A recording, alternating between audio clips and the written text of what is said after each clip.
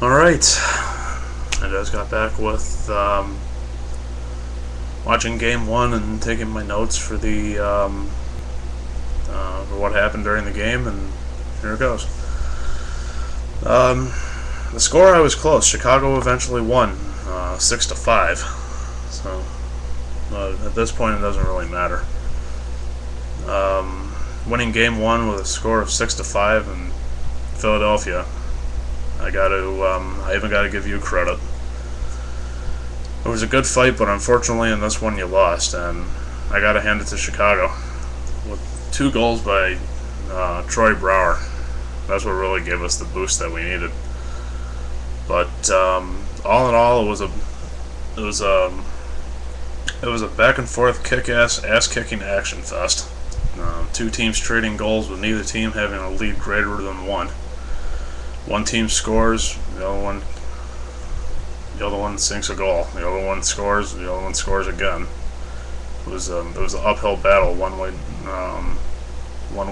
and the other. So, especially seeing how the Flyers opened the scoring with 6 minutes and 38 in the first period by Ville Leino, who I think is the driving force behind the Philadelphia Flyers, in my opinion. Second only to Chris Pronger and what's his name? Guy from Philadelphia who I said to my dad looks like Yukon Cornelius from the 1960s Rudolph the Red-Nosed Reindeer. I'll get to him in a minute. If anyone knows what the guy's name is, Scott something, let me know. Anyway, Ville Leino, Chris Pronger, and like I just said, the Yukon Cornelius of the Philadelphia Flyers, Scott, what's his name? They gave everything they had, and they eventually managed to make a couple of goals, especially the Leino goal, that deflected off of Chalmerson's face. I bet that had to hurt, even though the puck bounced off his face, and Chalmerson was looking for the puck and he was wondering where it was at. I'm sure that had to hurt. Getting hit in the face with a puck at 80 or 90 some miles an hour and it's ice cold and it hits you right in the face. That's gotta sting for a while. But anyway, seeing how the Blackhawks responded with 2 quick goals, that was awesome. Especially a shorthanded goal to take the lead. It was epic. However, the lead wouldn't last long because Philadelphia countered with 2 goals of their own to retake a 3-2 lead after the first period. After I saw that, I had to be thinking, holy crap, guys, what are you doing? You guys got home ice advantage here. You got the home crowd behind you, and yeah, you're losing by 1, but you could lose by 1 or you could be lose by 100,000. It doesn't matter. But eventually, 1 minute and 11 seconds into the second period exactly, Patrick Sharp ties the game once again. Seeing how both teams would trade goals back and forth and tie the game at 5 apiece after the second period. That was that was the most intense point in the game in my view. Especially Michael Layden being replaced by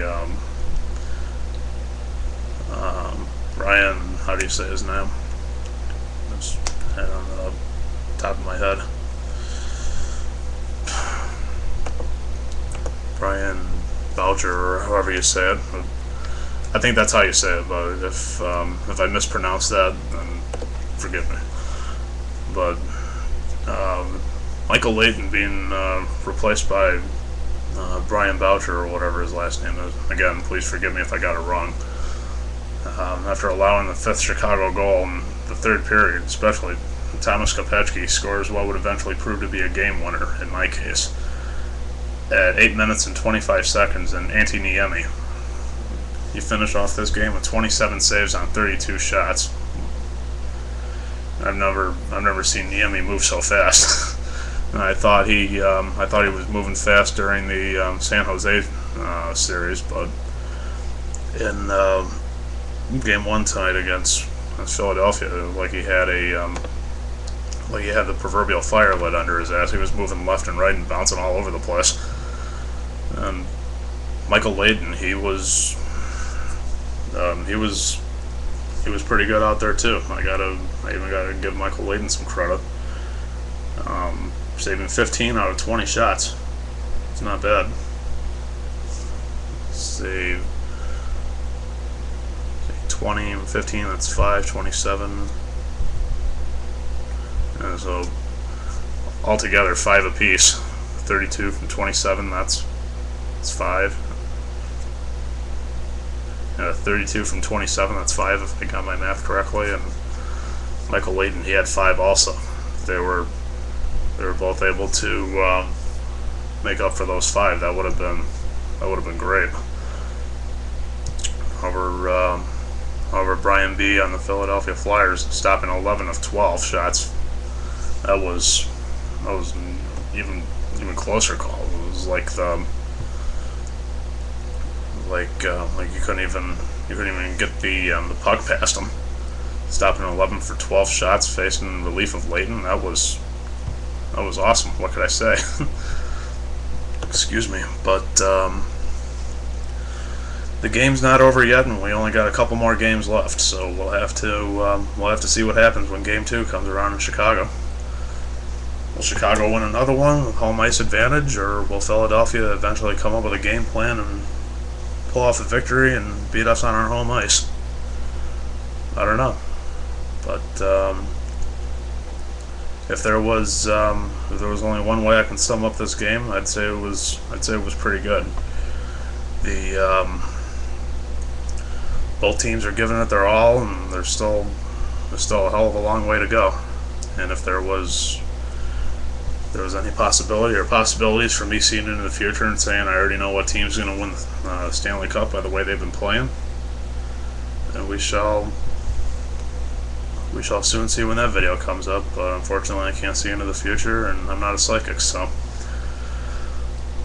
tune in for Game 2, which I believe is in another 2 nights. So now it's May 29th. Looking at the schedule right now, and Game 2, yep, May 31st. So check back in another 2 nights and keep an eye out for my Game 2 prediction and results videos, and please subscribe if you haven't already.